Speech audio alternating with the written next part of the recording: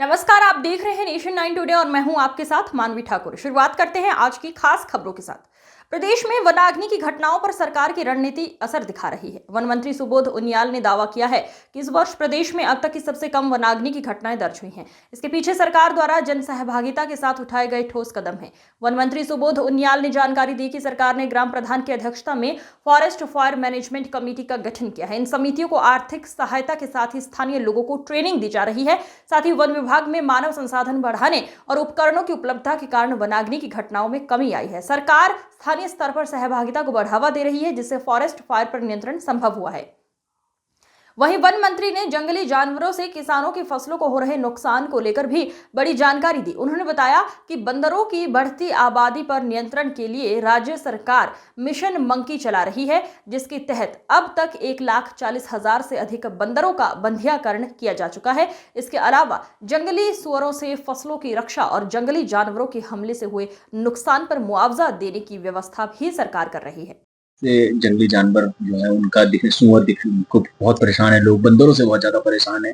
इसको लेकर क्या आप देखिए, बंदरों की जहाँ तक बात है, आपने देखा कि 10 वर्ष पूर्व इस राज्य में मिशन मंकी प्रारंभ किया गया था और मुझे इस बात की खुशी है कि तकरीबन जो 1,40,000 के आसपास हमने अभी तक बंदरों का बंध्याकरण किया, उसमें विगत 3 वर्षों में ही 1 लाख के बंदरों का बंध्याकरण है। तो 7 वर्षों के मुकाबले 7 वर्षों के 40,000 के मुकाबले 3 वर्षों में 1 लाख बंध्याकरण करना, और ये बहुत, इसको आप इतनी जल्दी कंट्रोल नहीं कर सकते। ये लॉन्ग टर्म प्लानिंग है, धीरे, क्योंकि बंदरों की ब्रीडिंग बहुत फास्ट होती थी। अब बंध्याकरण के बाद कहीं ना कहीं आने वाले 8-10 सालों में आपको दिखेगा कि इनकी जनसंख्या बहुत घट जाएगी।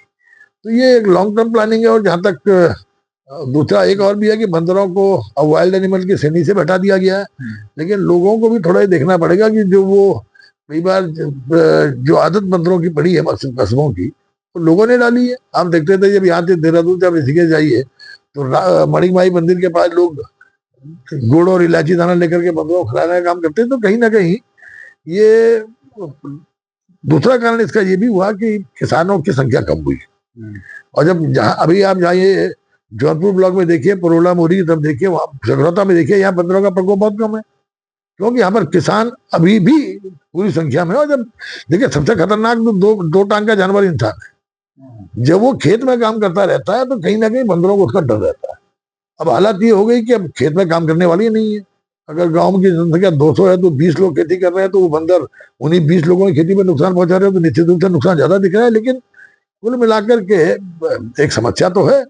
सुअर की जहां तक समस्या थी, हमने देखा जब मारने का आदेश किया तब भी लोगों ने इसको मारने में बहुत ज्यादा, क्योंकि इसमें उनका कहना था साहब कि मरने के बाद उस सुअर को उनके खेत में दिखना चाहिए, क्योंकि सुअर आप देखिए वो कितनी बड़ी मोटी खाल है, जब उसको मारो तो कई कई किलोमीटर दूर जाके मरता है। तो इसलिए, लेकिन फिर भी हमारा प्रयास ये रहा है कि लोगों को ह्यूमन वाइल्ड लाइफ कॉन्फ्लिक्ट से बचाने के लिए आपने देखा कि बंदरों को जंगली जानवरों के द्वारा फसल नुकसान पर मुआवजा देने का प्राविधान किया गया।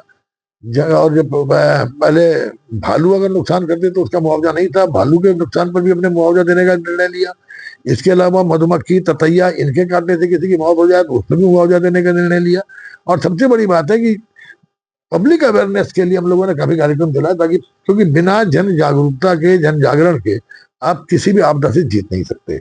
इसीलिए हमारा इस समय सबसे मूल मंत्र है कि आपदाओं से, चाहे वो ह्यूमन वाइल्ड लाइफ कॉन्फ्लिक्ट हो, चाहे वो फॉरेस्ट फायर हो, इस पे जीतना है तो कहीं ना कहीं आपको जन सहयोग की भावना के साथ काम करके जनता का सहयोग लेना पड़ेगा, तभी आप इस पे जीत सकते हैं।